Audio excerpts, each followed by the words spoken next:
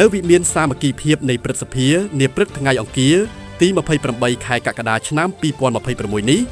សម្ដេចអគ្គមហាសេនាបតីតេជោហ៊ុនសែនប្រធានព្រឹទ្ធសភានៃព្រះរាជាណាចក្រកម្ពុជាបានអនុញ្ញាតឲ្យលោកយូស៊ីហ៊ីសាកៃណូម៉ាអគ្គនាយកក្រុមហ៊ុនមីនីបៀមីតស៊ូមីចូលជួបសម្ដែងការគួរសមនិងពិភាក្សាការងារ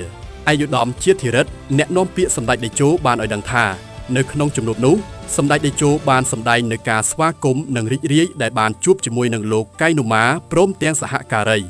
សម្ដេចតេជោបានសម្ដែងនឹងការពេញចិត្តចំពោះការឈរជើងយ៉ាងរឹងមាំរបស់ក្រុមហ៊ុនមីនីបៀនៅក្នុងប្រទេសកម្ពុជាសម្ដេចក៏បានសម្ដែងនឹងការពេញចិត្តនៅពេលដែលឃើញក្រុមហ៊ុនមីនីបៀបានពង្រីកនៅការវិនិយោគជាបន្តបន្ទាប់នៅក្នុងប្រទេសកម្ពុជា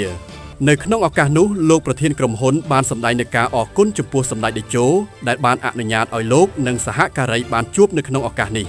លោកបានរំលឹកថាជំនួបចុងក្រោយរបស់លោកជាមួយនឹងសម្ដេចតេជោប្រធានព្រឹទ្ធសភាគឺនៅថ្ងៃទី22ខែកក្កដាឆ្នាំ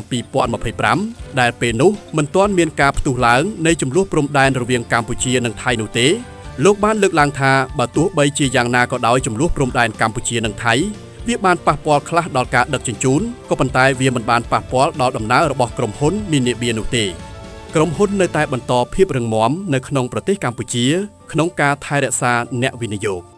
លោកក៏បានរាយការណ៍ជូនសម្ដេចតេជោអំពីវឌ្ឍនភាពរបស់ក្រុមហ៊ុនមីនីបៀដែលមកដល់ពេលនេះ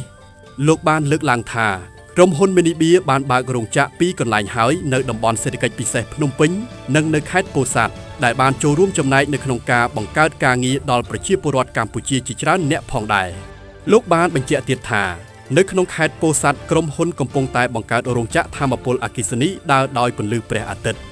លោកប្រធានក្រុមហ៊ុនបានលើកឡើងថាការវិនិយោគនៅក្នុងប្រទេសកម្ពុជាគឺជាការវិនិយោគដ៏ទុកចិត្តហើយលោកគ្មានការបារម្ភអ្វីនោះឡើយចំពោះបញ្ហាជម្លោះព្រំដែនកម្ពុជានិងថៃសម្ដេចតេជោបានសម្ដែងនឹងការរីករាយចំពោះរបាយការណ៍ដែលជាវឌ្ឍនភាពរបស់ក្រុមហ៊ុនមីនីបៀ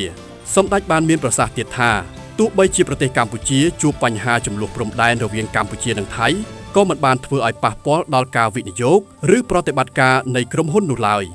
សម្ដេចរីករាយពេលដែលឃើញវឌ្ឍនភាពនៃក្រុមហ៊ុនមានការរីកចម្រើនដែលបង្ហាញពីភាពធន់របស់ក្រុមហ៊ុននៅក្នុងប្រទេសកម្ពុជា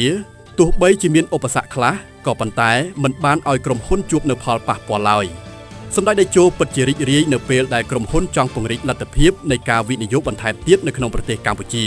ជាចុងក្រោយសម្ដេចតេជោបានរំលេចបន្ថែមទៀតដោយបញ្ជាក់ទៅកាន់អ្នកវិនិយោគជប៉ុនថាសូមបន្តជឿជាក់លើរដ្ឋាភិបាលកម្ពុជាដែលកន្លងមកលោកប្រធានក្រុមហ៊ុនបានធ្វើការជាមួយនឹងរដ្ឋាភិបាលដែលដឹកនាំដោយសម្ដេចកាលនៅជានាយករដ្ឋមន្ត្រីនិងបន្តមកដល់រដ្ឋាភិបាលបច្ចុប្បន្នដែលដឹកនាំដោយសម្ដេចធិបតីហ៊ុនម៉ាណែតដែលនឹងធ្វើឲ្យបរិយាកាសវិនិយោគកាន់តែមានភាពល្អប្រសើរបន្ថែមទៀត